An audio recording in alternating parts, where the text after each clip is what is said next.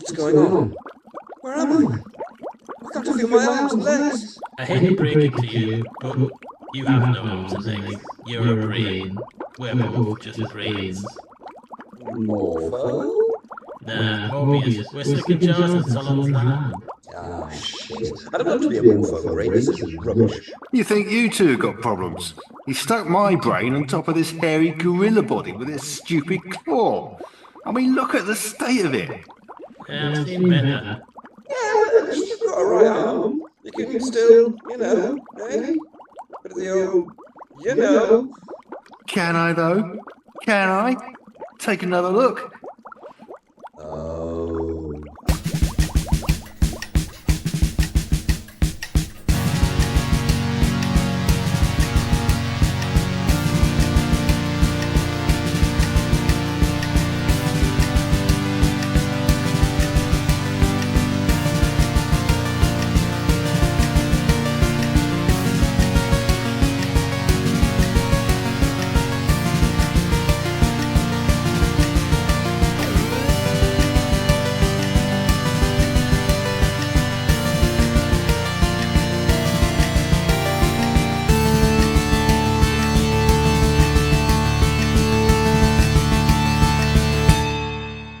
Time Ram!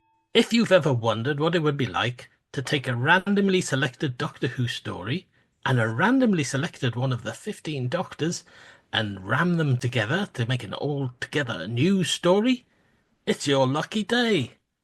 Welcome to Time Ram, the Doctor Who podcast with snap, crackle and pop. And that's just our joints when we get up on the morning. I'm Paul Ferry, and joining me today, as usual, are Mr. Rupert Booth. Yeah, I've been walking loads today and I've sat down now and I have seized the fuck up. Good evening. And Barry Williams. Yes, I also went for a lengthy walk today, so you know the effect. Yeah. It's all just nicely sedentary now. I did much walking yesterday, so I've been doing nothing today Uh-huh. to make up for it.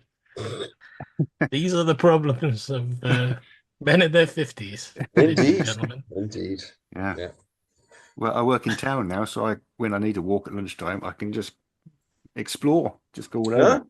It's Mhm. quite fun. Yeah. Yeah, right. I've always thought that would be a nightmare because they're talking about where I work, moving it into the centre of Newcastle. I mean, they're going to, but it's They're going to be building it, aren't they? I saw it earlier on. Yeah, it's going to be Yeah. terrible when we where the go Odeon there. was. When I have to go in, Bastard. when I have to go in the office because I'm right next to all these kind of takeaways and things. It's too Yes. tense. You have to try not to spend money. Yeah. It takes an effort of will. I do occasionally pop into CEX and I'll find, season 1 of Black 7 on Blu-ray for a cheap price, and I'm like, okay, I'm going to have to buy it. Yeah. Luckily, they're closing. They'll probably be closing W.H. Smith's down in Newcastle, so I won't be able to go in there. Yes. Or unluckily. Well, yeah, they're replacing them, aren't they? There's a new chain taking them over, and they're going to be called like TM Jones or something. All right. The company the company that runs Hobbycraft are buying them out, or buying a lot of their stores out. Yeah. She wants to try Boys in the Arneson Centre in Durham. So much stuff there. Oh, Boys! Yeah, there's the Boys in. Oh, really as well, good. yeah. Really good. Like half the props came out of Boys. Yeah. But it's just so bad a thing to say. Go ahead! Time Ram! So this week we're doing The Brain of Morbius, starring one of our favourites, the Eighth Doctor. They're always He's kind fun. of our man. doctor, isn't he? He's the one we own most in the Time Ram. We are just able to make loads of shit up. We've kind of given him a mythology that's kind of completely really has. doesn't exist. I don't know. I thought. He keeps getting these Time Lord heavy stories. It's really weird, isn't it? So, Yeah. I thought this should maybe be a season finale for him. A big budget spectacular. Yeah. Because Morbius could have been a contemporary of his father. There's going to be some big secret revealed. Yeah. And it was clearly Konto's arm is the horse's arm. So Kondo's the horse. I'll be happy. It'll be a lot of staring. That's really going to change Kondo. Yeah. Yeah. That's very different. What was the story we did that had the horse with the arm? I can't remember. It was the doctor's wife. But I just remember the horse with Yeah. the arm, and it never said anything, did it? It just looked at you. Yeah. Just looked at you, and it was terrifying because it's just looking at you. Yeah. Well, it was In Ulysses' that horse, sort of ways. and Yeah. yeah. Because it would be in Shatner's contract that he was on a horse because he's on test horses. I think it was that, wasn't it, that started it? Where did the arm come from? Was it you, Paul? I seem to associate it with you. We talked about somebody having a metal arm. Yeah. Ulysses having a metal arm or something, and then somehow the horse Right. also had a metal arm. Is it a metal arm? I thought it was a real arm. No, I'm pretty sure it's a metal one. Yeah. Okay. Oh, right. I think my image is more disturbing then. I think it being a real arm just coming out the front of a horse.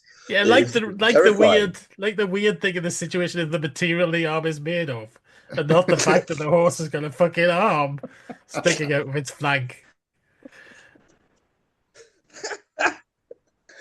There is that. Anyway, so yeah, we're all happy then because we've got the horse back, we've got Shatner back, Yay. we've got the Brain of Morbius, which I think will fit this lickly inspired version of Doctor Who really well. Can anyone remember was the Doctor's wife? Because we've had McGann ones, and we've established a Chang Li period and a post Chang Li period. Yes. So we have, we had Chang Li in the Doctor's wife. Yeah. So right. if we're gonna, obviously, it's only got one companion in this story. Yeah. So if we're chucking him out, then it's got to be set before then, before he comes on board, presumably. But if we're doing big revelations about Ulysses, yeah. Well, if we're turning Kondo into a horse, it might be worthwhile having another speaking character to do some of those lines. Yes. Unless the horse speaks. Maybe it does. I mean, it's presumably Gallifreyan in some way, but I imagine it can speak. It's got an arm. Why can't it speak? If it is the season climax, I feel like Eric Roberts needs to be in there somewhere. You know, needs. I don't know how. I think even for the season 2 finale, or for the season 2 opener.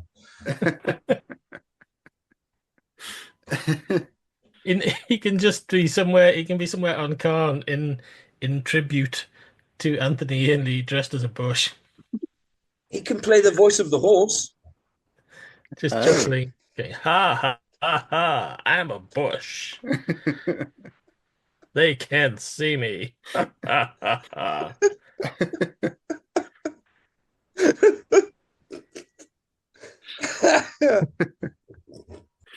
Maybe he's just regenerated into a horse, you know, with an arm.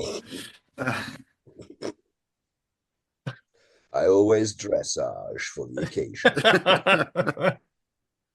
Thank you. Yeah. I'm here all week. He's just hiding under Ulysses' butt. Aren't we all ultimately? Well,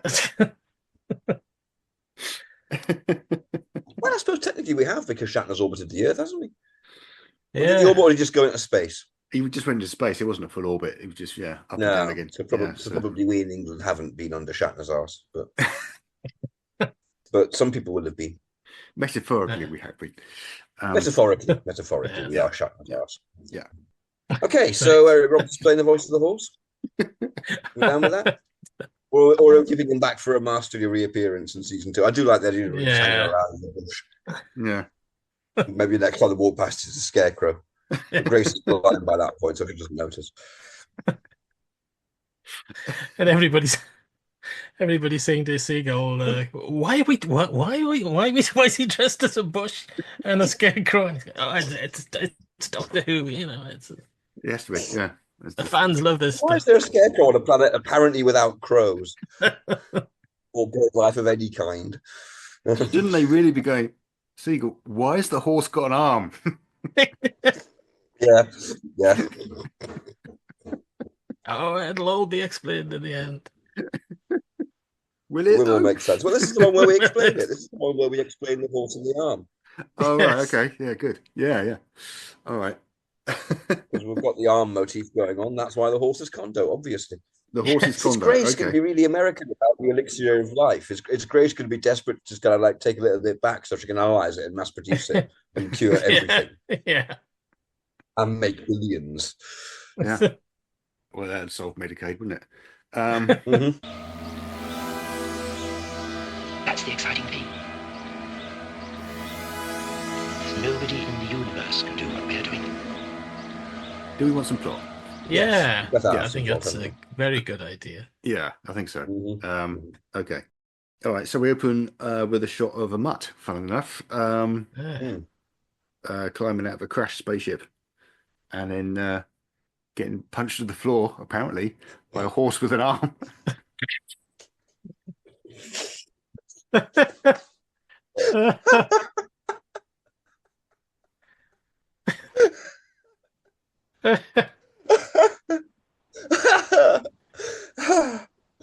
Is I that, love time, right? yeah, have the mutt or whatever it is. I'm not convinced it would be a mutt in this version. Would it be? No. Would it be a? What are they called? Would it be a sibe?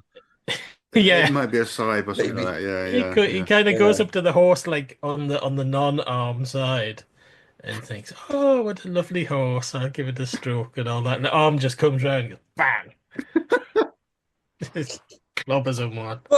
But surely at this point the horse hasn't got the arm because Morbius has got the Oh, arm. right, yeah. True, yeah. That's Yeah. what's going to set the horse off. Unless it had two arms originally. Fucking hell, man. He's took one of them for Nah, it's got to Morbius. have one. One is classic. Two is overkill. Two is just ridiculous. So is this before the Good Doctor's lord. wife? Is this set earlier? It kind of has to be, doesn't it? Yeah. Yeah. Yeah. Okay. Yeah. All right. If it's the horse origin story, if it's how The Ulysses horse origin got it, story. So Yes. maybe it and is how the horse before. got his arm. Yeah, maybe it is before Lee joined the TARDIS. Maybe it's just Grace then. Mhm. Okay. Cool. All right. Grace is nice and easy. Well, it is designed for just Sarah, so. Yeah. I should point out to our listeners, if you haven't listened to the Doctor's Wife episode, I'd really recommend it before you listen to this one. Gosh, you're going to be thinking, what the hell are they talking about? The horse with an arm. Lunatics. Yeah. You think that's going to help them actually listening to it? I think they'll still be thinking, what the hell are they talking about? A horse with an arm. I don't think it's going to change anything. The nonsense. Okay. So yeah. So I'm okay. I'm confused now. So this creature, the Cybe or whatever, Yeah. gets killed Yeah. Right, horse. by a horse By a without an horse. arm. Right. Yeah, Okay. without an arm at this stage. It's got a sort of an area where there was clearly an arm, Okay. Yes. like you have on horses. This armless horse, and then cuts its head So off. just a regular horse, then. just a horse. It's a horse. Yeah. Yeah. Somehow manipulates a knife with its hoof. Somehow carries the head back. All the time going, I need a fucking arm. I really, Christ. Got my fucking arm back. His Scouse Who's horse. playing the voice of the horse? Is it Joe McGann or something? That's a horse. He got him some work. Fucking arm. Give me my fucking arm back. Make it fucking easy to cut heads off and bring them back, you know. Fucking hell, whack. This horse is strange.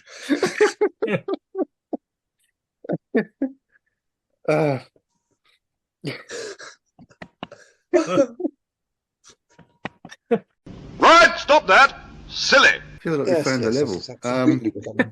Okay. Okay. So the horse is like trotting back to Flippity clop quite happily. Solon's lab with Yeah. a horse with With a severed head in With his a side head. with a seven side head in its mouth or something. Yeah.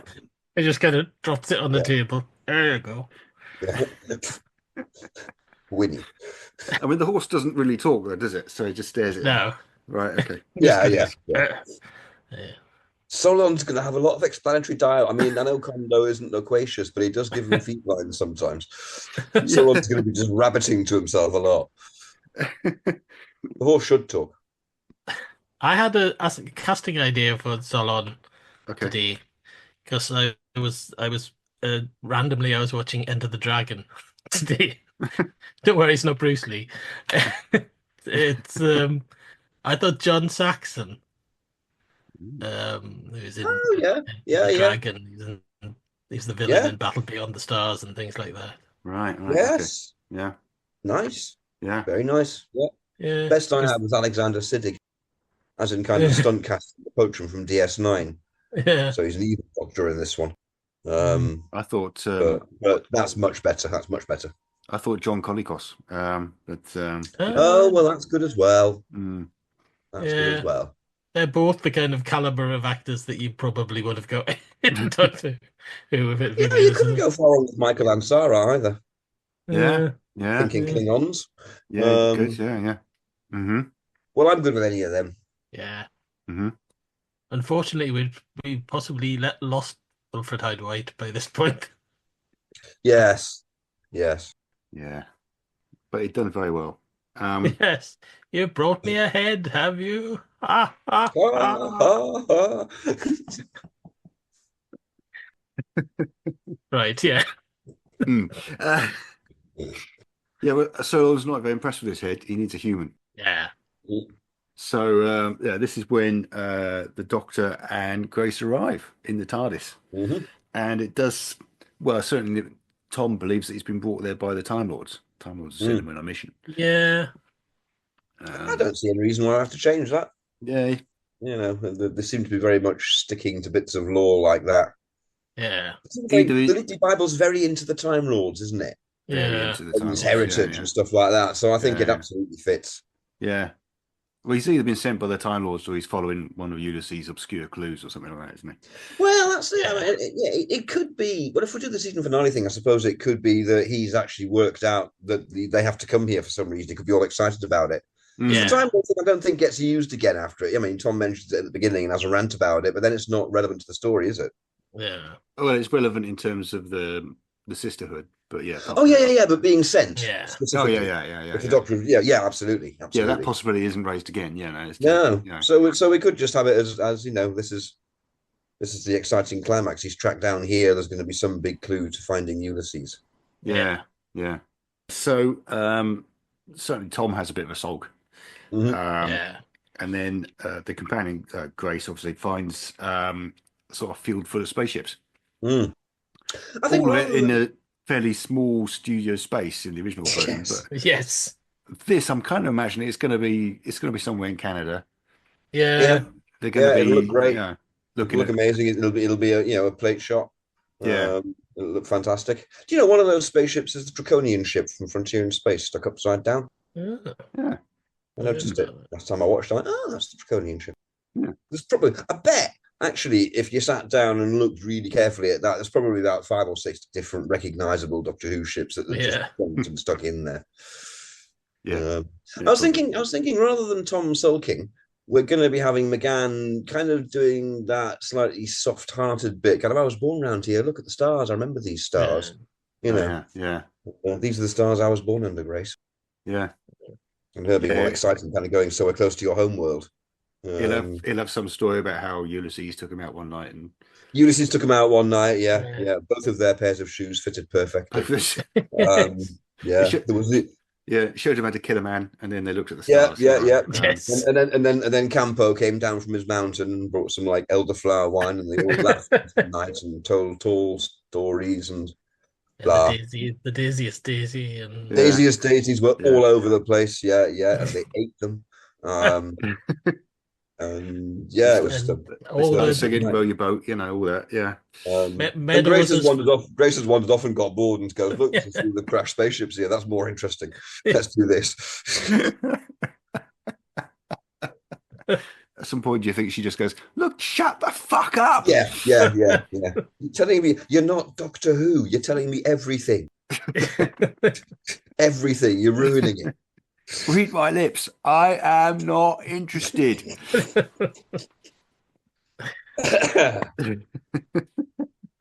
So have we got Chang Li in this as well? Hmm. Have we? It depends when we want to set it, I guess. Yeah. If it's the origin Oh. for the horse, we've kind of got to have Chang Li in it, hasn't it? If it's the origin for the horse, we've got it's got to be set before the Doctor's wife. Yeah, So Yeah. that's which the had Chang Li in it. which has Chang Li in it. That's the only stipulation, really. So we've got some stories that we did earlier on that we didn't have him in, and most of the ones we've done recently have had him in. Mm. So it feels like there's a story missing somewhere where he joins the TARDIS crew. All right. Well, I mean, he joins Okay. in McGann's first story, Legopolis, doesn't he? Does he? Not Legopolis, Castrovalva. I don't know. Does he? I don't know. So is We this? need that wiki up and running. So We are need that the wiki. are the Chang Free stories set after the Chang Li stories? I would have thought so. Yeah, Right, okay. yeah. That wasn't my assumption, but okay, fine. Right. Oh, sorry. That's the yeah. I understand why you were confused there. Because So yeah, is he in it? What? we've done McGann's first, which was Castrovalva. Yeah, Yeah. Because yeah. obviously that's what they're gonna do. To My him. assumption was we were doing them vaguely in order, but Absolutely. maybe we've done them in kind of two chunks, and they Yeah, I could be think the we other way around. have. Yeah, they could work. Unless Chang kind of leaves and then comes back. Wish he'd make his fucking mind up, frankly. Well, he's got that bag of gold, hasn't he? So he keeps going. Oh, I don't know. Okay. He goes back for a bit. He goes like, I need a long weekend in Vegas. All right, and he goes to Vegas and he does all the things, and then he Yeah. comes back for adventures. Well, let's just say Chang's not Spirits. in this one, because it Yeah. makes it easier with one companion, doesn't it? It does. It does. Significantly, yeah. Okay. He's the Turlo, isn't he? He's the Turlo of the 90s. You don't know what the fuck to do with him, but they get him in the story. Yeah. Oh, Turlo. I remember someone saying about the King's Demons that all Turlo did was spend the entire time slapping horses' asses as they Yeah. ran off. You know? So there we go. We've got a horse. If we did want Chang Li to turn up, then he could just, He could see the horse in the distance. Yep. And he's Yep. away. He's Yeah. off. We go. Yeah. Slap that up. I'm going to slap. Yeah. And the horse So just Chang Li. turns around and kind of very casually goes, "Yeah, that's sexual harassment," you know. Yeah. Looks at him. I'd swat you if I could, but I don't know. Some cunt's taking me arm. Well, it didn't stop him cutting somebody's head off earlier. So. Yeah. True. Well, he's got it in his teeth, hasn't he? Yeah. I was miming it there, but then I realised my camera's gone off, so that was pointless. Yeah. And this is an audio podcast, so Yes. either way, Yeah. it's a lose-lose situation. That's right. Just diminish me further. Fine. Anyway, so yes, okay. So Grace spots these spaceships in the distance, and she also finds the dead body of this Sybe, just laying about, Headless. headless body. Have they met the Sybes by this point? If not, we'll have to make sure we have a Sybe story before this I don't one. think we've done any I don't think we've stories. done one yet. No. No, we haven't, have we? Yeah, That'd be fun to do. yeah. Yeah. We'll have to make sure to get one in before that. We're not going to remember this.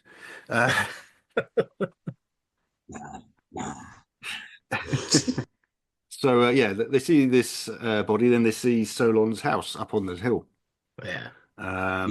lit by the lightning in the original version, and Genuinely a cardboard cutout in the original. shit, yeah. Oh. So I think that's going to be a lot better. Nice design, but it's a cardboard cutout. That's the story. It Yeah. looks so cheap in places. Yes. It's surprising. It's a nice set, Karn. It's just not big enough. Yeah, it's Yeah. just nowhere near big enough. Yeah. If you're going to do a set like that, you just need to take up the studio. Since Barry Newbury going, well, we got away with this in the 60s. Yeah. Yeah. You need Ealing. You need to do some stuff with Ealing for things like that. Yeah. Really. Look at Planet of Evil. Yeah. Yeah, it's very but it studio doesn't- bound. It's a very studio bound story, and that mostly works. In all the castle stuff, it's great. It's, gloomy and atmospheric and so on. It's just when Yeah. it's out in Karn, it's really cheap really stealing. obvious. Yeah. And unusually so. Yeah. It kind of takes you out of it these days. It does. Yeah. Especially if the climax happens there. Yeah. Yeah. So there's a woman watching them in a red robe, and she's called Ohika. Mm-hmm. Yeah. And she immediately runs off to report to Marin, who is the head of the Sisterhood. Mm-hmm. Yeah. And is played by Helen Mirren, obviously. Who's playing Ohika? I'm tempted to say Ginny Brown, just so she can do that widening eyes thing that she does on every single sentence, Yes. Yeah. which I love after a while. I mean, it's not Really great gets a bit much. acting, but it's just, I want to do that in something. One of these days, I'm just going to widen my eyes at the beginning of every sentence. Yeah. It'll be some 90s babe, probably. Yeah. Yeah. It'll be a 90s babe. Maybe it'll be a 90s pop sensation. Hmm. Will it be a Spice Girl? A Spice Girl. You never know. Ginger Spice. Mel B. Mel B. All right. Cool. Which was Mel? Excellent. I don't know. Don't know. Really don't know. Can't remember anymore. Anyone who's seen Spice World, the movie, will know that none of them can fucking act. So it doesn't really matter which one, yeah. So excellent. That'll be Mel B then with Helen Mirren. Magnificent. It's fine. We've got a horse with an arm in this. We can take anything. Helen just carrying the scene then. Yeah. Yeah. And Orsons. I'll have all of the Sisterhood of Karn played by the Pussycat Dolls. I just thought it's going to be like that, isn't it? The Sisterhood Yeah. are going to be like fucking pop sensations from the mid-90s. It is, yeah. And they're going to have a song and dance thing. They're going to go like, sacred flame, sacred fire in my heart. All that sort of shit. They kind of do anyway, don't they? I mean, they've Like got that. the moves, haven't they? They're really kind of. Yeah. They've got the move, yeah. They've done some Yep. choreography on it. They haven't just, thrown it together. It's kind of. They are going to zig the Doctor. That's what's going to happen in this. Excellent. Yeah, they're going to zig him to death. Hanson is sitting there spitting in their hotel rooms going, if they only had broadcast our fucking pilot.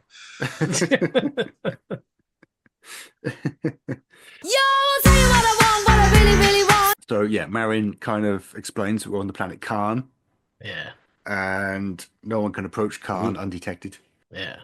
And she takes the time out to explain Can't. that. Hey? Can't. Can't. Karn. Yeah, Can't Karn. that's what you should call it. Yeah. It's going, Can't no, Karn. can't. Ah. They're just going to do a bit of a song and dance and it's all good. They're going to a number at this point. You go into a number and the horse just sighs and buries its head in its earth. So Marin takes the time out to show Ahika how the flame of life has got really low, and it's not producing their life elixir anymore. Mm-hmm. So because they haven't got any men, they're going to perish. There won't be any more sisterhood. Yeah, that'll be the end of them. I think that the Sisterhood of Karn's domain would look a lot more impressive in this, rather than just being a kind of little studio cave. Yeah. I think it would probably be some big cavernous thing with loads of sort of. It'll be a big cavernous thing. tapestries and shit. Loads of kind of. I think the flame would be a lot more impressive. It'd be something. Bigger flame. Well, not necessarily a bigger flame, but a bigger room for flame. Yeah. I think it'd be a bigger flame. I think it'll be a column of fire, and it'll probably be CG. Yeah, but not at the moment. At the moment, it's wee flame. No, indeed. Now it's just like wee candle. Yeah. They'll have a whole chamber for it. So I should take her in there and go. Yeah. Yep. See, buckle. So Mel B's too busy dancing. So they go into a song and dance number here. Yeah. Helen shakes her head and just banks the check.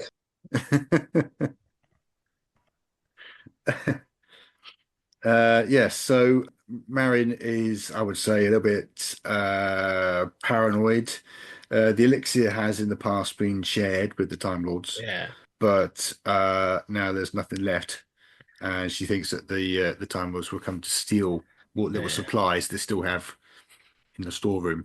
I've just thought of something. This is America. Mhm. I think Maren's going to turn out to be Ulysses' secret lover. Ah, The reason she's so down on the Time Lords is that he spurned her because she was Yeah. mad in some way. Yeah. okay, nice. Yeah. So yeah, no, she specifically blames Ulysses, the leader of the Time Lords. Yeah. Yeah, Thinks he's yeah. got it in And for her. she's so going to take it out on his son. Yeah. Nice, nice. This is all coming together. So Yeah. they fought together against Mobius's army, and then when Yeah, Mobius was defeated, he was like, "Yeah, right, see ya, I'm off." yep, yep, yep. Yeah. On the horse. Loved her and left her. Yeah. Yeah. Yeah, he hasn't got a horse yet. Yeah. No, No, he hasn't got a horse, has he? he's No, looking for a no. horse. Yeah, yeah. Yeah. So so we come back to Solon. He finds the horse looking for his arm. Mhm. He's just picking things That's up nosing with around. his You teeth. You know what? I think this horse has to have an arm because I don't see how we get to reattach it. So maybe at one time the horse did have two arms, but now Two it's only got arms, one yeah. arm. Okay.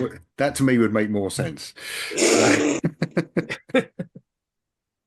Well, I'm all for it making sense. Yeah, absolutely. Find the logic. Yeah. Right. Yep. Okay. Okay. Um, Solon's like, "You're looking for that arm again." yeah, the horse just gives him a look, you know. Yeah. Yeah. Eventually Solon backs away. All right.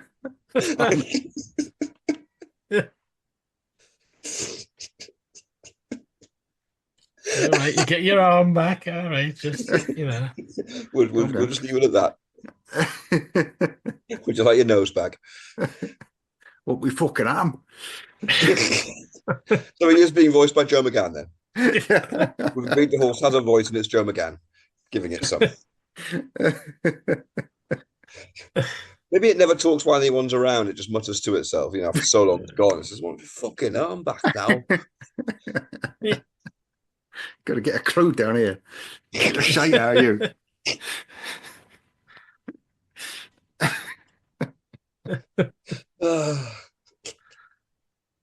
Just so you know, listener, all of our Liverpudlian references are basically based around the film Backbeat. It's not Liverpool at all. It's Backbeat. What we're doing. You're never going to shag us so long. He puts a brain on top of the gorilla body in a glass case, and the horse just goes, "Fucking hell!" In Fucking hell. yeah, Ian Hart manner. Yeah, absolutely. I know what John's gonna say. Fucking hell. The Doctor and Grace arrive in the middle of a storm. Yeah. Going, can you spare a cup of water? I love the fact in this scene the Doctor's umbrella is just destroyed. It's just in bits. Yeah. It's of no use to man or beast. Mm-hmm. Mm-hmm. Lovely touch. Why has he got it? So yeah, they turn up. Solon delighted to see them. I mean, just a shout out for Philip Maddock. Oh, Yes. I mean, yeah. He's always great in Doctor Who, but this Yeah. is This is he's really chef's kiss. Yeah. It really is. it's just that opening. Oh, what a magnificent head. And he just sells it absolutely. It's such an odd thing to say, and yet you kind of get why he's saying it already. You know, just great. I love that bit where he's talking to Mobius later on. He's just kind of doing something while he's talking, and Mobius says something, and he goes, "No, you're wrong," and it's just so just so offhand. You know, it's not like delivered like an actor saying a line. It's just no, you're wrong. Yeah, it's really joyous. Yeah. I mean, I love the bit where he does a pun. I mean, how many Doctor Who villains would do a pun? And then go, "Sorry, it was irresistible." Yep. Marvelous. Who have we cast? Oh, several people. I don't know. I think we had like about 3 alternatives. I think. Yeah. Yeah. So the Doctor sees his bust in the background. Mhm. He's got a bust Yes. of a head, and he recognizes it, but he can't quite place it straight away. Yeah. And Solon sort of tells him that the crashed spaceships have been caused by a belt of magnetic radiation, Yeah. Mhm. which the Doctor immediately goes, bollocks. Yeah. I thought we should have Grace doing that. It should be a bit scientific. So Grace goes, bollocks. Yeah, I think so. Okay. But maybe they both do. Maybe the horse does in the background as well as it clip-clops through. Oh my God, the horse is going to be bringing them wine, isn't it? Yes. It's right, it's got an arm. Grace, It's got an arm, it's fine. yeah, but Grace is going to just scream the fucking plates down at the horse with an arm. Or is she going to befriend the horse? Is she going to, like, stroke its missing bit and go, "You've had your arm taken, haven't you? I can tell I'm a surgeon, me." And the horse just looks at her. But then later on, it might just quietly mutter to her, "You took my fucking arm."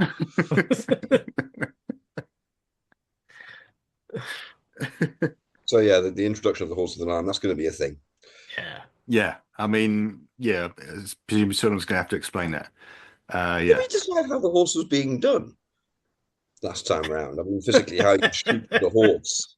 Because it's not going to be CG. It's not going to be the entire CG character all the time in 1996. There's a lot of screen time for a CG character, but then it's also a lot of screen time for an arm. I mean, for an arm, for a horse. For a horse with an arm, Horse with an arm. I think it's going to be a combination of various techniques. I think obviously you're going to have, in your long shot, you're going to have a horse with a strap-on arm.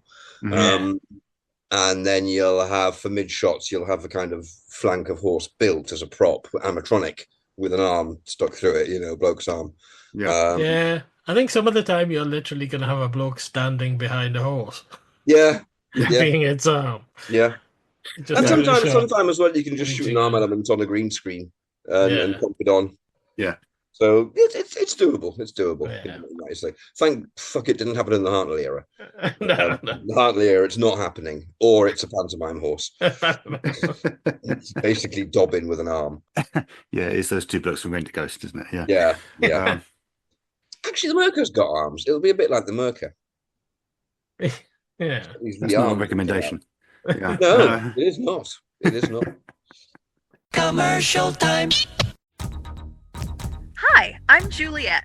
And I'm Nathan. Experience Doctor Who from the very beginning through a classic fan's eyes. And through the eyes of a new Who fan. Reminisce and relive those classic moments with Nathan as he offers fun insight. Or experience them for the first time with Juliet as she dwells on social issues, history, fashion, and the size of a flashlight.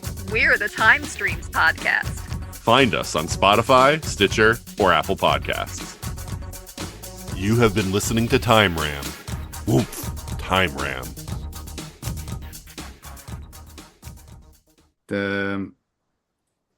I lost track of what's going on here with the horses and arms. Okay, yes. So they're having wine. They're having wine. They are having wine. It's pretty obvious the wine's been drugged. Meanwhile, the Sisterhood are stealing the TARDIS. Yeah.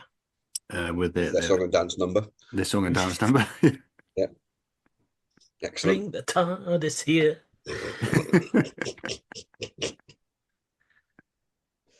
And it's quite fun having a group of characters that know what a TARDIS is. It means you go, "Oh, it's a TARDIS, that is." Yeah. Very enjoyable. Yeah, the Doctor recognises Solon. He knows that he's a neurosurgeon, and he was a follower of Morbius, who is well known in these parts. Meanwhile, Grace isn't drinking the wine. I'm not quite sure. She doesn't like it very much, maybe. Yeah. She's not. I think she's just freaked out by the horse. She's not touching the fucking wine. It was brought by a horse with an arm. Not having that. Did the horse tip of the wing? The horse just went. Yeah. Don't drink the fucking wine. Spite. Should I have this wine? Nay. So she kind of tips her wine into the pot plant, which immediately wilts. Yeah. Or explodes, maybe. That'd be fun. Or explodes. The Doctor goes, "That's funny." Locks his back, It's got like a big flower on the top, and then when she pours the wine in, its head falls off.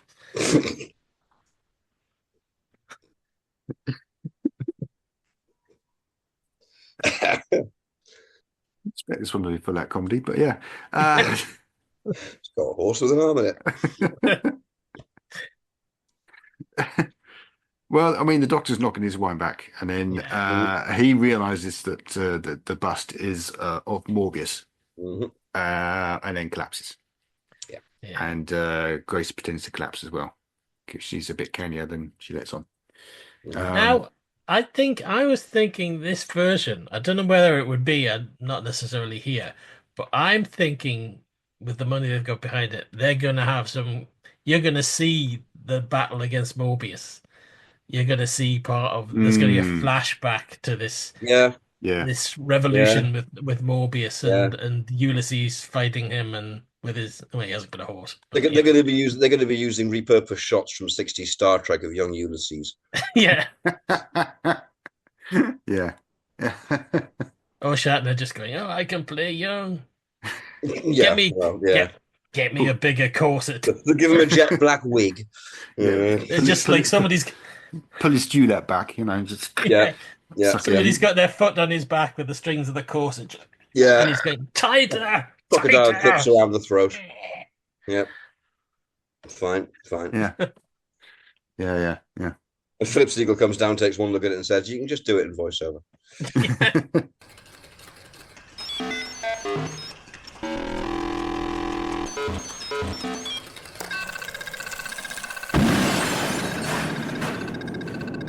Thank you, Doctor. Yeah, well, maybe we get some flashbacks that maybe the Doctor can sort of dream about it or something. I don't know. Yeah. But he doesn't get to straight away because he's the current scenes are about Solon planning to nick his head. Yeah. He's gets the horse to take him to the lab. I just pick him up. I just suddenly thought that as you were saying that. Jesus. Gets him over his shoulder. Up you get. Clip clop out, up the stairs. Clip clop. Yeah. So after they've gone, sort of Grace kind of perks up a bit and starts to explore the castle. Yeah. And they need to turn the generator on. They ain't got enough lighting to do an operation. So they go to turn the generator on, and then that's when the Sisterhood steal the Doctor's body in the same way. By the power of song and dance. By the power of song and dance. Gyrations. I mean, I'm not sure how much we need this bit because we're coming up to a cliffhanger in the original version, which is Sarah Jane comes across a headless body, a headless monster body that's moving about, and has a bit of a kind of a. She doesn't scream actually, but she does kind of back away, like you would. Yeah. I find it such an odd resolution to the cliffhanger. Actually, she just kind of backs away a bit. Yeah. Because that's solved then. Just go away from it. Why not do that all the time?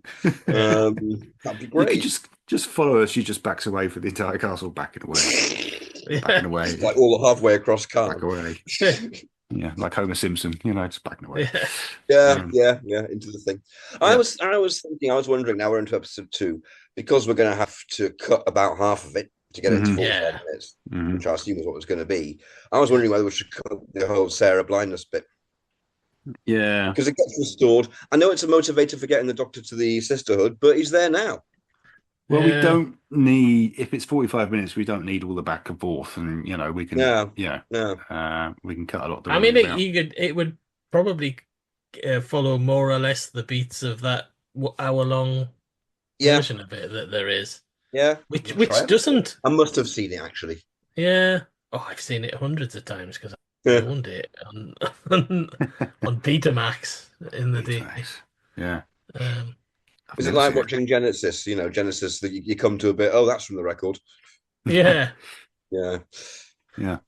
It's even now for me watching Genesis. It's weird when you get to where the cliffhanger is on the records, and it isn't the cliffhanger. And it isn't.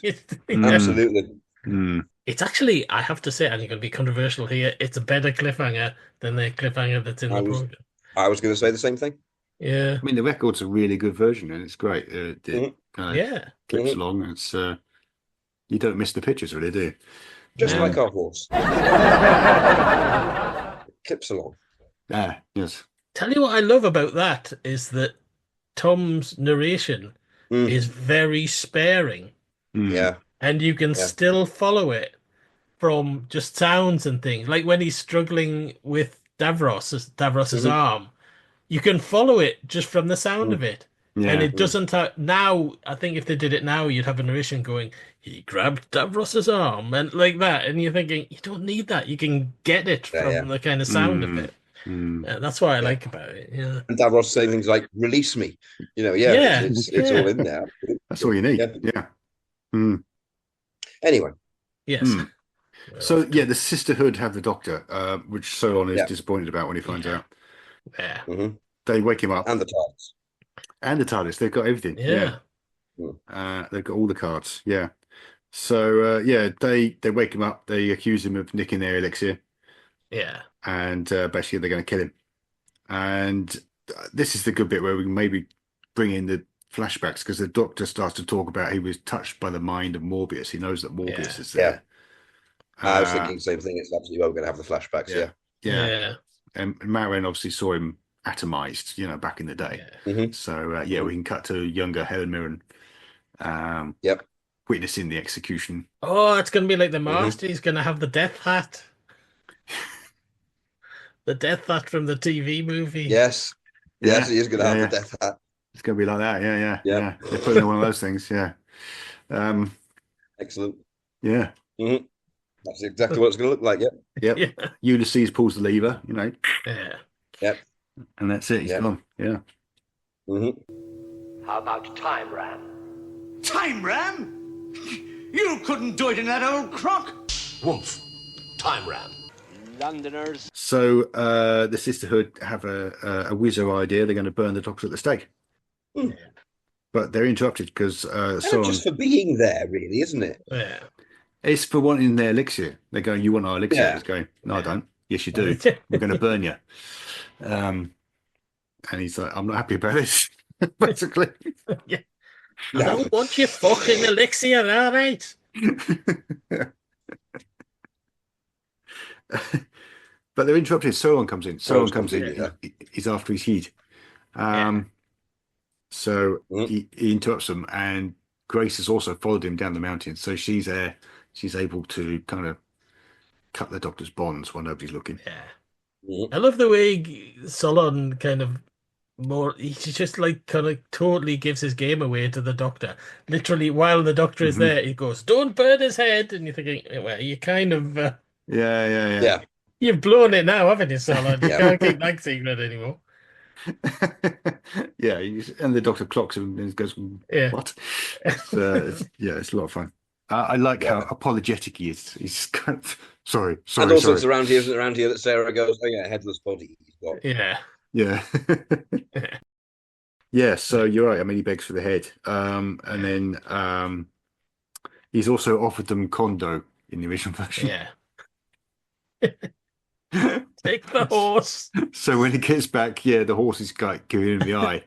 It's not happy with him. Yeah. Not at all. Not at all. The looks have got heavier. It's standing there when he gets back with its one arm folded. Yeah. So he immediately goes down into the basement. He's talking to his voice in the basement. We hear the voice. So I'm going to have to kill the horse.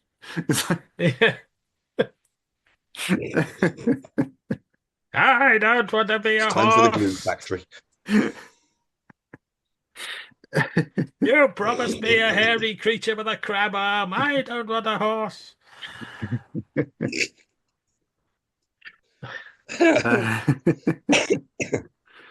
Who's playing the voice of Morbius? Nimoy. Because Morbius and Ulysses were like old compadres, man. Right. Okay. Yeah. We get flashbacks to Ulysses and Morbius having adventures together when they used to fly around on this spaceship. And they're their own TARDIS. They're the crew, and they would just go around the place. Yeah. Having Morbius adventures. was a little odd looking for a Time Lord, but it was fine. Yeah, he had these pointy ears and stuff, but he was all right. Yeah. Oh, that's good. That means we've got this excellent bust of Nimoy earlier. Yes. I'm all for a bust of Nimoy. Yes. Sounds like a cocktail, doesn't it? So in the original version, this is when obviously Sarah's been blinded by Marion's Yeah. ring. Well, it's Helen now. I mean, hey. Yeah. So Sarah's been blinded. So the doctor actually goes back to Solon to look for a cure. Mhm. Are we having any of this? That's the question, isn't it? Yeah. Yeah. I think it's the obvious thing to go. Yeah, it is a bit back and forth. Yeah. Yeah. It doesn't necessarily add to the plot. What I don't know is quite when we come back in. Maybe if we want to simplify this bit, the Doctor and Grace fail to escape the sisterhood and get captured again on their way out and actually don't get very far. Rather than, or at least the Doctor gets captured rather than go away and come back again. Yeah. Yeah, because it is basically a delaying action. We know eventually the sisterhood are going to be on side. It's just a delaying action until the Doctor persuades them. I had a thought as well. I thought of something useful to say. Oh yeah, I was going to say that since Solon's seen that the Sisterhood have the Doctor, that's also going to precipitate Morbius saying, "All right, get the fishbowl head, then just get something together." Yeah, which is essentially what happens in episode 3 anyway. Horse, whatever, you know. Yeah. Which brings the monster in nice and early. Yeah, which they probably want. Yeah. The horse is a secret agent of the CIA, you know. I think Ulysses sent the horse there and go, just keep an eye on that situation. Yeah, the horse is keeping an eye on him for Ulysses. Yeah. He's got his suspicions for him. Yeah. So at one point, the horse just whips its badge out, and we're like, I'm with the CIA, baby. Yeah. Horse branch. So does the horse somehow clippity clop off over without Solon noticing? Well, Solon's doing the operation. Maybe the horse clippity clops off to the sisterhood, and does that, kind of slams open the door dramatically and goes, "All right, don't burn those people." Yeah. And you stand away from the sacred flame. All that sort of bit. Proper American cop act on the sisterhood. Yeah. Probably aren't happy about it, but listen to it when it's saying, "Nah, Morbius is back." Yeah. Maybe. Yeah. So maybe the horse rescues the Doctor rather than having Grace follow everyone down the mountain and then back up again. Maybe Grace is kind of still in the castle where she finds a brain in a jar. Yeah. So somebody's going to have to at some point. Yeah, absolutely. Yeah. Down in the basement, there's a brain in a jar. And it's Morbius. Yeah. He's alive, but just barely. I just seeing that scene, that cliffhanger with Morbius and Sarah. It took me years to work out what Morbius says immediately before the cliffhanger, where he goes, "Now before I have my revenge." And just for years, it was just, "Now before I have my revenge," and I was like, "What's he saying? What the hell is he saying?" He's a little bit hysterical. Yeah. It took me years to work out. It was not. Yeah. I think he's been a really great performance. I know he does largely the same one again the season later as Greel, but I really get the sense of absolute impotent frustration. Yeah, it works when he's just in he's just a brain in a jar. Vegetables and stuff like that. Great. Yeah, he's like a sponge under the sea and stuff like that. Yeah, he can't see anything. Yeah. He's got. Imagine it. I mean, it made me think as a kid that would be horrific. Horrible. Yeah. What an awful state to exist in. Because he doesn't even have an eye or anything at that point, does he? No. He must be able to hear, presumably. But he can hear, he can speak, and that's it. Yeah. Daydream. It's like that horror story they did on The Man in Black on the radio. I remember when I was a kid, where the bloke, he wants to live forever, so they take his brain out of his body after his body dies. They keep him in a jar. Yeah. And is it called George and Margaret, the Roald Dahl story? It might be, yeah. His wife torments him. That's right. His wife comes to collect him. And then she just takes him home with her. She's like, "When can I bring him home?" And then she just, in front of his eye, she just puts a newspaper that he hates. It's a Roald Dahl story. George and Margaret. I think I'm sure it's called George and Margaret, something like that. I thought George and Margaret was the play that. It's two names. Yeah. I shall find out in the break. Yeah. You can punch it in. William and Mary. Oh, I think you'll find. So yeah, it's Morbius. He's mad as a box of frogs, and he's stuck in a jar in the basement. Meanwhile, the Doctor, helped by a horse presumably, is slowly persuading the Sisterhood to trust him. Yeah. And I love the way Tom plays this. Yeah. Oh yeah. If you're going to burn me, I'll be less willing to help you. You know. Yeah. But yeah, he's somehow or other, and it might be more convincing if there's a Time Lord agent there. Well, I think the horse has gathered evidence. Yeah, Hard evidence. Somehow convinces them to show him the flame of life, and then once he's there, he pops in a galactic glitter or whatever it is, and cleans the flue, and flame back. Yeah, that's gonna be, with it being American, that's gonna be a what do you call them, a cherry bomb, them little bangers that they always use in American shows. That kids use cherry bombs. No, or a Molotov cocktail. Kids use them also. Bit extreme action, throwing a Molotov cocktail down there, but yeah. Well, I mean, if it's going to be really big flu that it's in, maybe it needs a Molotov cocktail. Yeah, who knows? Maybe the horse has got one. Doctor Who 1996. Everything is extreme. The horse just passes him a stick of dynamite. Says, "Here you go, mate." Yeah. From its dynamite pouch. From its dynamite pouch. Yes. Yeah. We've all got a dynamite pouch. Or maybe it passes in a kind of Nitro 9 and says, "This is from an old friend." Yeah. Oh, they probably would do that. Because Philip Siegel's a fan and will do something like that. Yeah, absolutely. I think it would be littered with references to, just like Modern Who's been. Littered with references to the original run. Yeah. As we say, Morbius is getting increasingly paranoid, and he's afraid of alliance between the Time Lords and the Sisterhood. Yeah. As soon as he finds out the Doctor's a Time Lord from so on, he's like, right, get me out of here now. Use the brain globe, the brain case. That's it. Yeah, brain case. It's a nice kind of very simple explanation as to why they don't use that all the time, where he kind of says, use the brain case, and he going, no, you'll overheat. And he says it's a very simple, but it's quite a nice explanation as to why they don't use that all the time. Yeah, it'll spark back through his brain or something, and send him mad. Yeah, but he's desperate enough to try it anyway. Yeah. Meanwhile, it looks as if the alliance between the Doctor and Sisterhood might have gone south, because now they've put in his body on a gurney and they carried him up the mountain. But Solon's going to do the operation. This is the moment in the visual version where Kondo recognizes his arm. And Solon shoots him with a gun, and blood spurts out of his chest in a way it was made my partner, watching it earlier this week, my partner went, Christ, it's really surprisingly graphic. It is. That lovely bit of Dudley Simpson music that goes.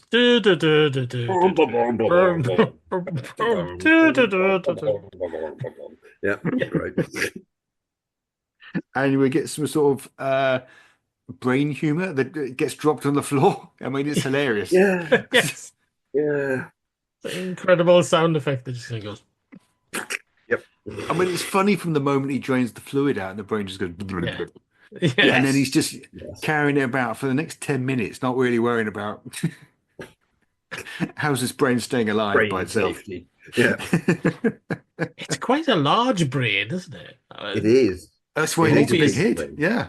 Yeah. I think even Tom's head might not be big enough for it. I did wonder about that. Yeah. And I did wonder to myself if that means that basically Time Lord skulls is eventually transcendental, and that's where they got the idea from. Yeah. This is why he's having such problems. I know what we'll do. We'll make our time machines like skulls.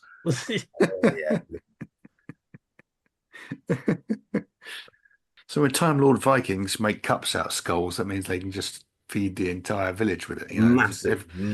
You get absolutely smashed with just one glass. Yeah. Yeah. Yeah, so the brain is somewhat damaged. Yeah.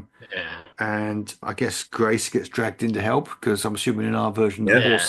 the horse isn't even there. The horse ain't there. No, the horse is with the sisterhood and the doctor. So it's perhaps a little bit less violent in this version. Yeah. Mm. But yeah, something goes wrong. They drop the brain somehow. Maybe Grace deliberately drops it. Yeah. Yeah. It gets fucked up in ways. Has a quick brain fumble. Yeah. Yeah. She's That's a another great. She's a terrible surgeon.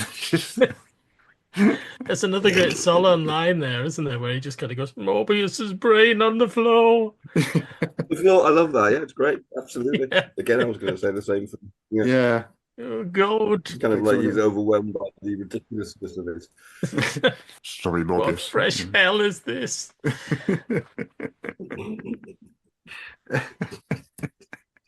So yeah, they put the brain in the monster. Maybe we could have Richard Linklater playing him, like Withnail.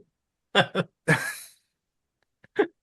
just when Paul went, "What fresh hell is this?" Maybe it's Withnail. Yeah. I thought, yeah, we could do that. Fork it. Fuck. We've gone on holiday by mistake. We're in this cottage here. Are you the farmer? Stop saying that, Withnail! Of course he's a fucking farmer! Okay, where were we? Morbius's brain was getting put in the body, I think. He gets put in a body, yeah. And then yeah, it doesn't talk. And the horse and the doctor are convincing a sisterhead, aren't they? Yeah. Yeah, well, the sisterhood leave the doctor's body there. Solon goes downstairs and finds it. He's like, fuck. Oh, I just put the brain case on, man. Come on. Yeah. Fuck's sake. Not happy about that. Not happy. This story is full of people not being happy about things. The horse is not happy. But yeah, the monster goes Literally crazy. name it the Brain of Morbius and the unhappy horse. Yeah. Yeah. Mm. Yeah. The horse of Morbius. So yeah, the monster goes crazy. It kills Kondo in the original version, and eventually staggers off down the hillside. I think the horse is maybe just the horse has a bit of a tussle with Morbius. It's rearing up. Mm-hmm. Yeah. And it gets wounded. It gets wounded. Yeah. But yeah. But it's basically okay. Yeah. And that's when Ulysses turns up. Yeah. It's like, I've been called. I thought we'd save Ulysses for the end. Yeah. Okay. Well, we're quite near the I thought, end. well, we're going to get. Well, we are. We're doing the brain battle. Oh, there is the brain battle. That's true. Yeah. Well, we don't have to do the brain battle, but I thought it would be a good place. Maybe we could move the flashback to here. Yeah. And you know, it was like we said earlier in the Siegel era, they're quite happy to do callbacks to the. I mean, they cast Sylvester McCoy, so they'll be happy to have the clips of all the previous Doctors. Yeah. Well, that comes a bit later. Don't think we'll get anything that would inspire Chris Chibnall. Yeah. Yeah, I mean, it depends how much of this we keep, but of course, in the original version, the Doctor turns out to be fine, and he joins forces with Solon, and they actually hunt this thing down and zap it. I suppose, bring it back to attach its Solon. We're not going to have time for any of this, really, are we? Yeah, attaches its speech centers. No, we're not going to really have time. Thing is, I would suggest losing the gas thing. The gas is a bit anticlimactic. Yeah. Yeah. But unfortunately, that means Solon. That's what Solon dies of, unless the creature kills Solon. It's a very low key death for Solon. He just goes, he's down. Yeah. And it's a bit disappointing, really, for a fun character. So maybe. And thematically, the monster is supposed to destroy the creator. Yeah. That's what it's supposed to happen. That is what's supposed to happen. So I think Morbius kills Solon. Yeah. Yeah. And then all right. It goes off on his rampage. Yeah. And the Doctor and the horse and the Sisterhood and Grace are all tracking it down. Yeah. Mm-hmm. The horse has got his arm in a sling. He's got his arm in a sling because he's broke his arm. Yeah, the horse can't do much. Yeah. So yeah, which is really ironic. Yeah. Yeah. Oh, when the truck Morbius cliff at the end. So I think it'll be a bit like Reichenbach Falls. It'll be the Doctor versus Morbius because the Doctor's the hero. Paul McGann's going to swash his buckle. Mm-hmm. Maybe with the Sisterhood urging him on with kind of dance in the background. Yeah. Go, And the Doctor, horse go. going, fuck them over. Get in there, fucking son. Come on, bro. And all that sort of bit. And I think the Doctor will cast Morbius off the cliff, and the horse will go, "Oh, my arm!" Because he'll be really upset. That's how he got one arm. That's part of the horse origin story. Now we know why the horse only has one arm. Question answered from earlier. Yeah. So he's a bit hurt about his arm, but he understood for the greater good, for the end of Morbius. He's loyal to the CIA. Yeah. And I think at that point we hear the sound of a TARDIS. And out of that TARDIS steps Ulysses, actually for real. And McGann's jaw drops. And the horse clops over. And Ulysses looks to McGann and goes,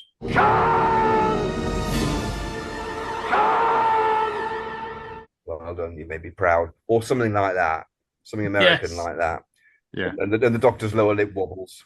And he says something like, I need to know so much about you. And Shatner goes, not yet. No. We will meet again. He just goes into his TARDIS. Yeah. We'll meet again. Yeah, something like that. And the horse goes in as well. It's got a big door, this TARDIS. Maybe it's a stable. Yeah.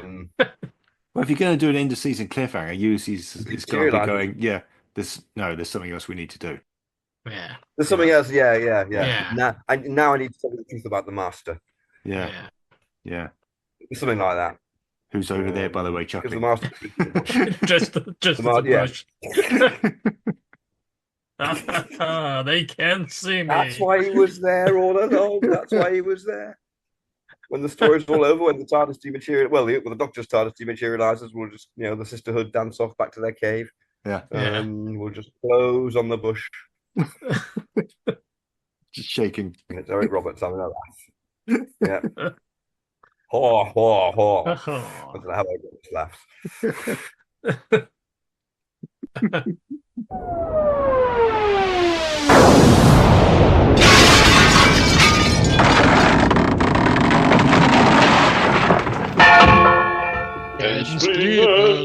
Ensplinment. Good. Excellent. 45 minutes well spent. I thought that was extremely entertaining, as is the entire McGann scene. Slightly more horse heavy than the original. Yeah. A little condo deficit. Maybe a little too horse heavy, but I don't think it can ever be too horse heavy. The horse is a legend. It's up there with Shawcraft, Fiberglass Tunnel, Pleasant, it's spin-off series. Yeah. Philip Siegel did some brave things in that era. It was a very entertaining era.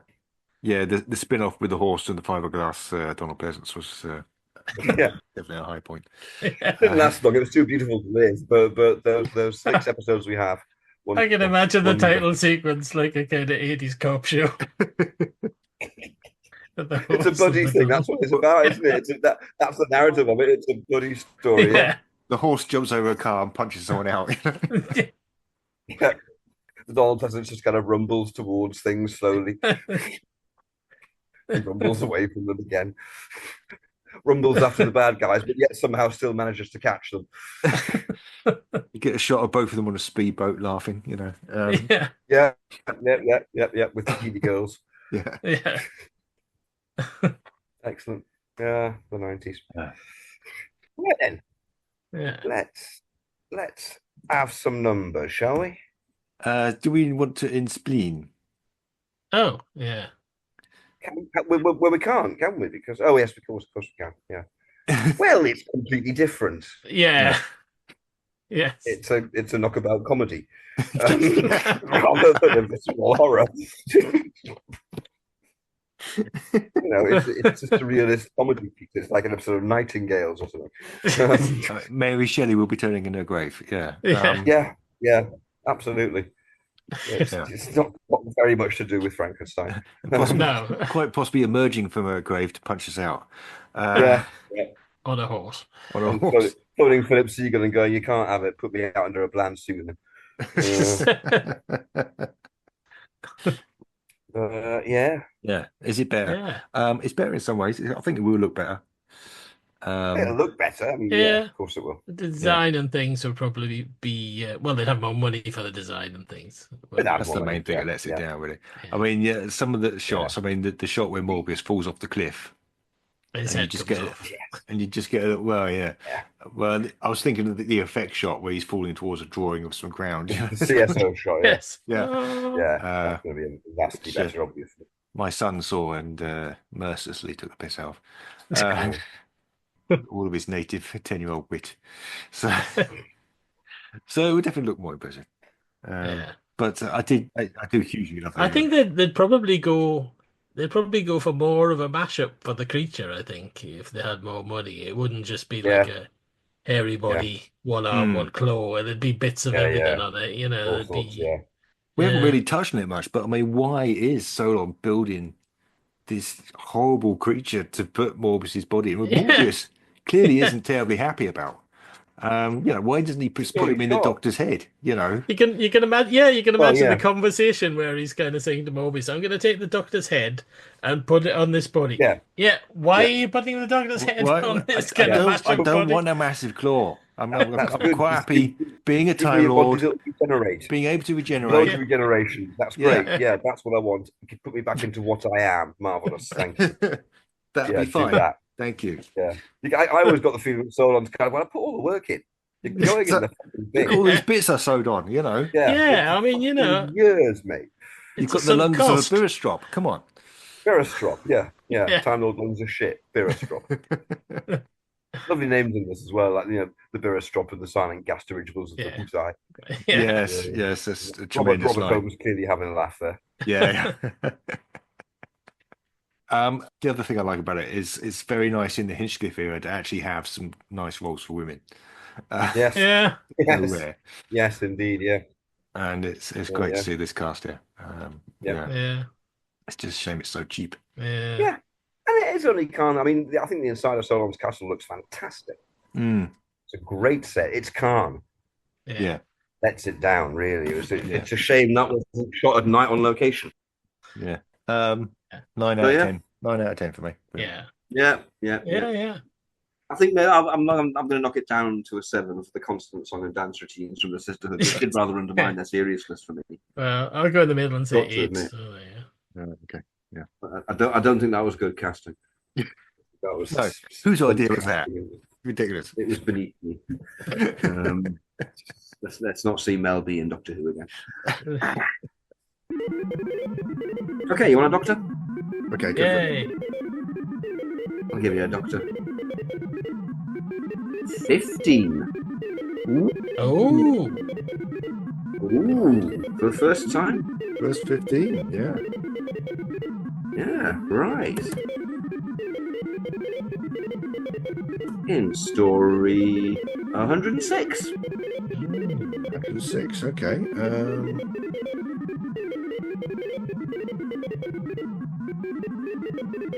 That would be The Creature from the Pit. I think we've done that one. Yeah, I think we have. Yeah.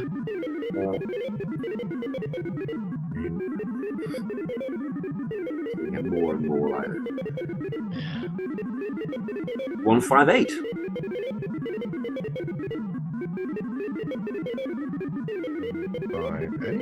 Is The End of the World. We've done that as well.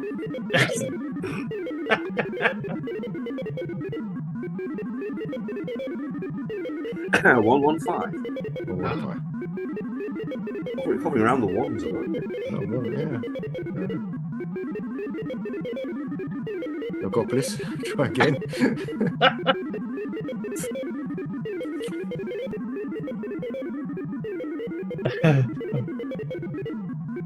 One 163. We're still hovering around this area, aren't we? Yeah.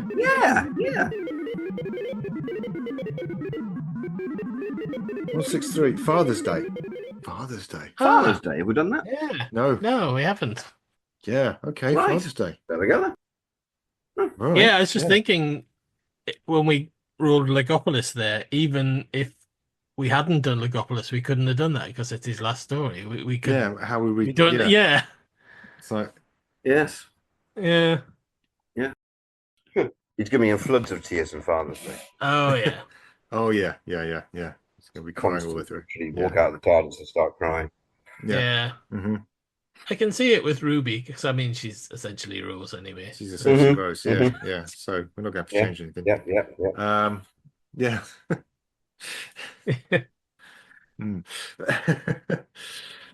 Oh well, there it is. Yeah. I was kind of that.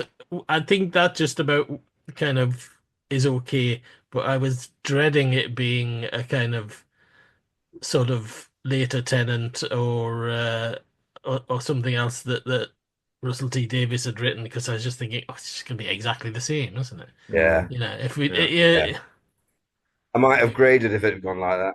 Yeah. They're just not as interesting to do. Yeah. Not as much to grab hold of and invent, you know. There's fewer problems to solve. Yeah. You know, the most fun episodes in a way are things like A Good Man Goes to War. Yes. Or ones where we create problems for ourselves by, you know, casting one of the characters with a horse. By being born, but sure. Yes. Yeah, can't argue. Okay, so that was Time Ram. Goodbye from me. I've been Paul Ferry, and also goodbye from Barry Williams. I've also been Paul Ferry. And Rupert Booth.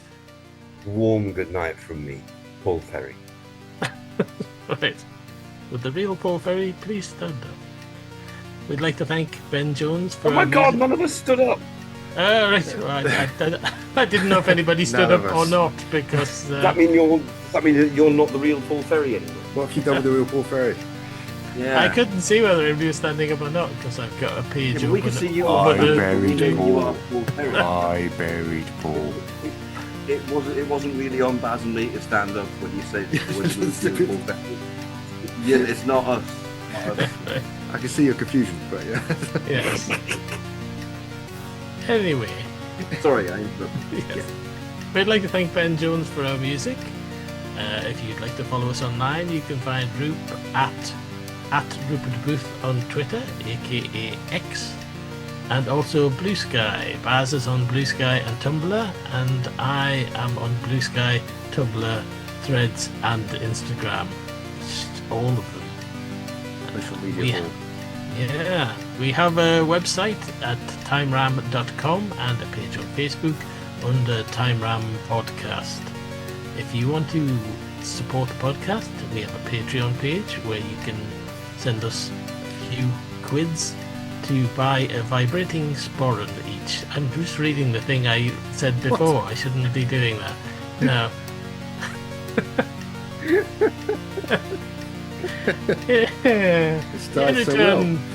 In return for access to exclusive material, or you can just leave us a review wherever you get your podcasts from. Join us again next time for the 15th Doctor for the first time in Father's Day. Bye. Bye-bye. I'll stand up now, should I? No, it's too late now. Now we know you're an imposter.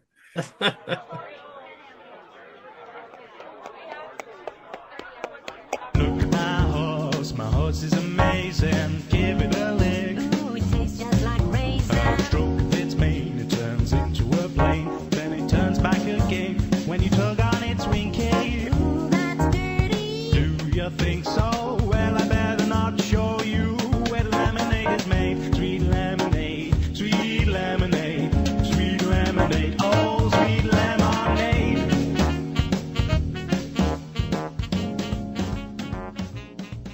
You might need to come nearer the microphone. Yes. Did you hear that? Yes. Okay, they can hear you now.